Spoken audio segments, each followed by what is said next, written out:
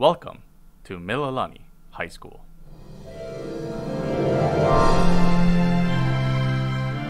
Home of the Trojans and located in beautiful central Oahu.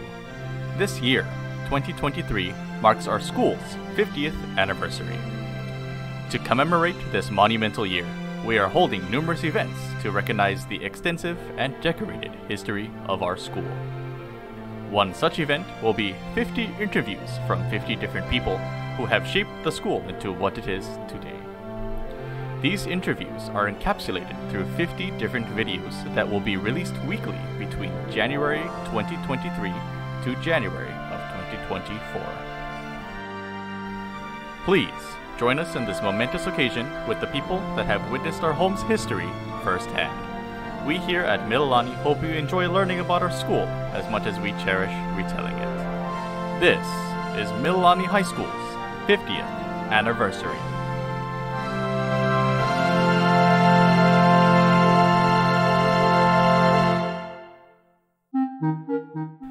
Our first interview is with Tony Gaston, a 1984 grad with a big smile. He reminisces about his high school days and how he is still trying to improve the Mililani community through his work as an engineer. I work for a company called Hunt Development Group. I'm a vice president over there. The Hunt Development Group it's a mainland company, but they do a lot of stuff here locally. They do stuff on several islands.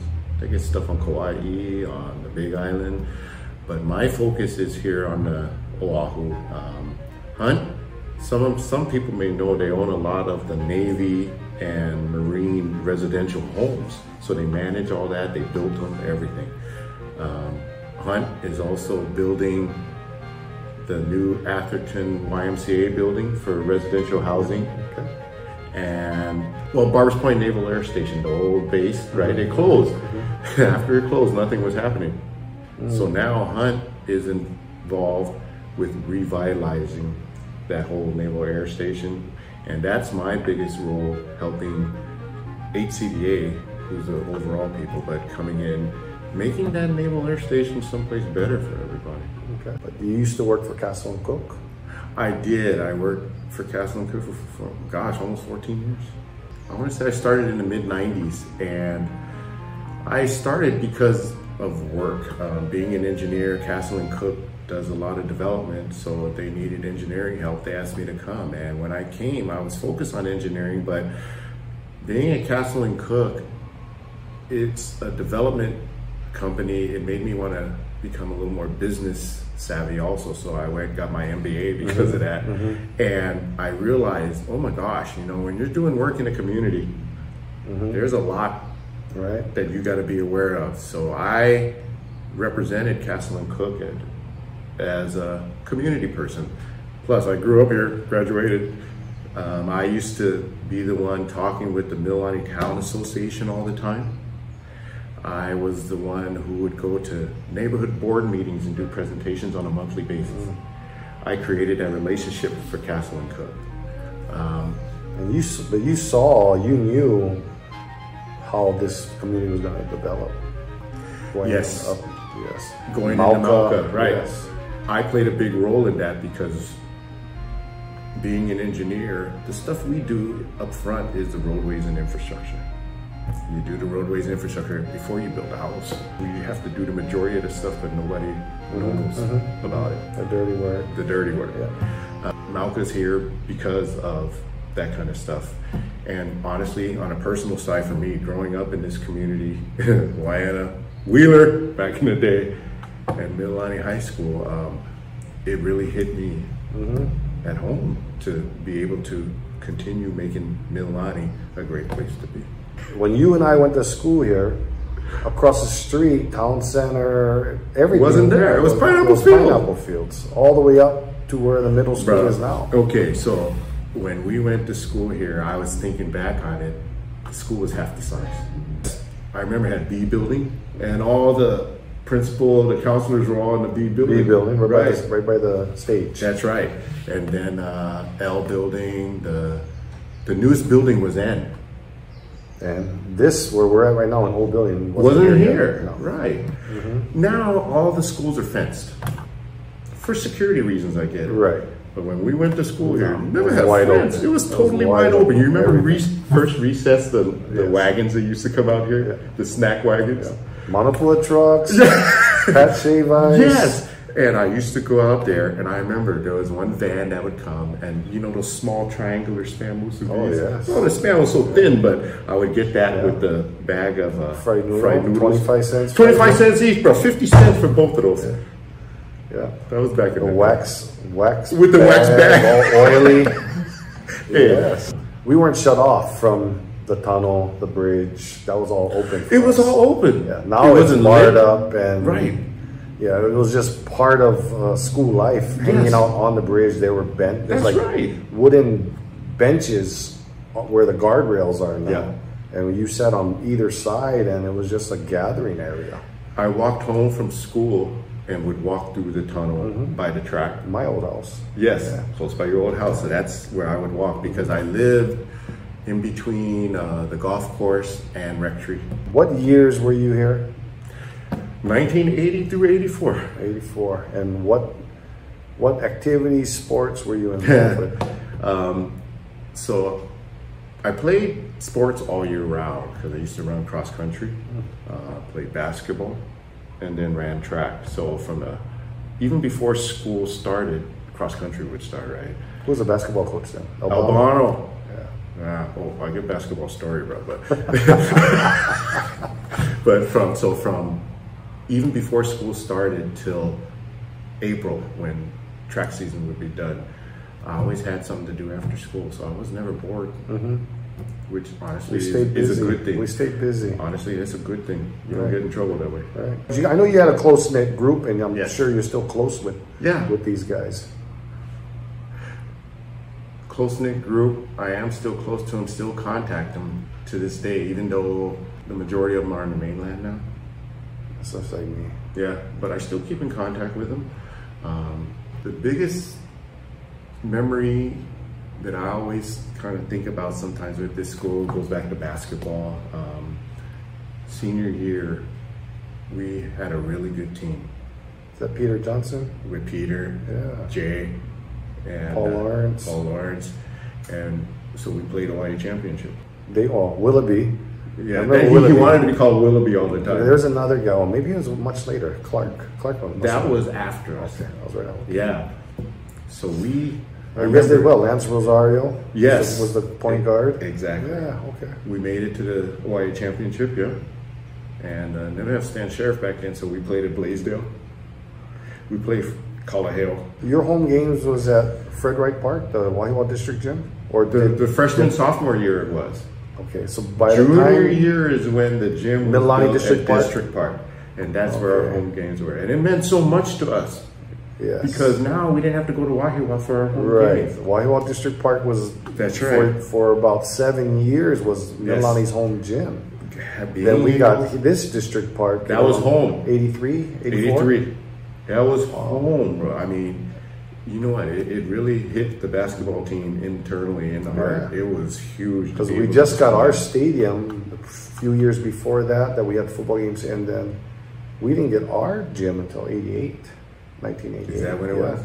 I remember playing Hawaii Championship in Blaisdell against Kalaheo. 4 seconds left in the game.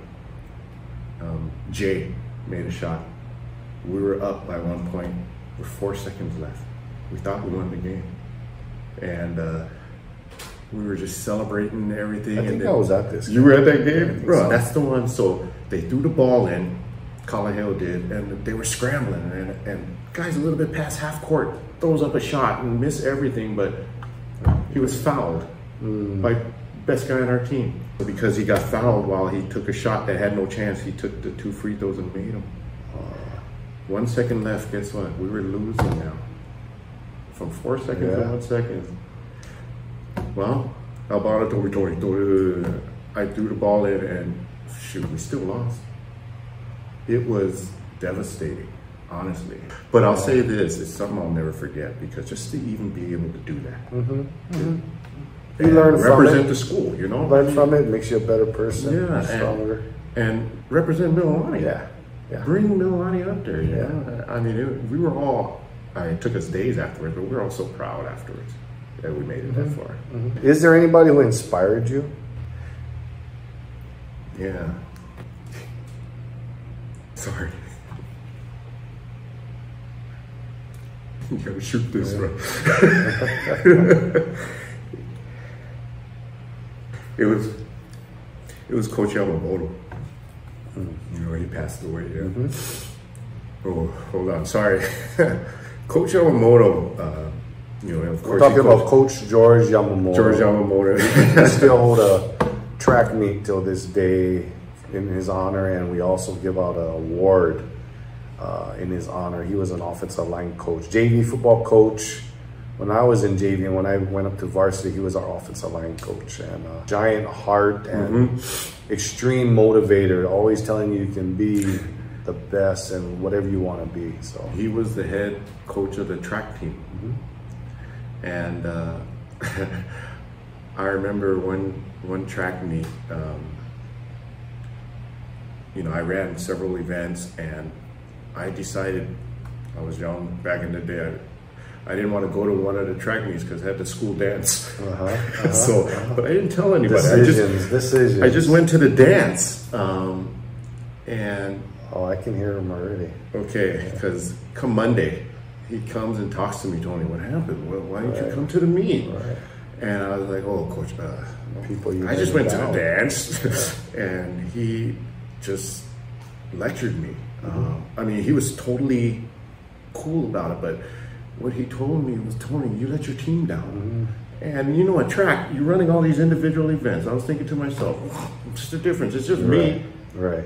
But then he helped me put 2 and 2 together. Yeah, it is just you, but you know, when you finish, you put points towards the team.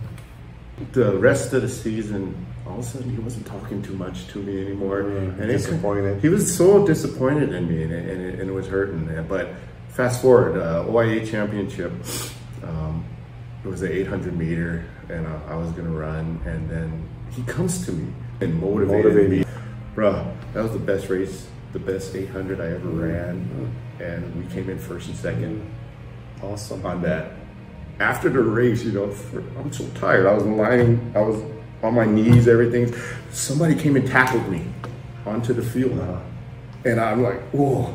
I look up, it was Coach Yamamoto. He's just shaking me, Tony, we got a chance to win OIA. We can win OIA. You did it, you did it. He got up and left. I was internally just taken aback. I'm so happy the school still honors him with the relay track meet. He deserved it. I mean, my daughter ran track, so every time I would come to that Yamamoto meet, oh man, I would just think back about him. He meant a lot to me. Nowadays, I work with a lot of people who went to private schools. Mililani. And when I meet people for the first time, you know, of course, local style, the thing you do is you want to know where they're from, right? Hey, so what school you went? When they respond, 9 times out of 10, Mililani engineers, Puno, Mililani, Puno. So that's when I look at them, Tony, where you went? Mililani.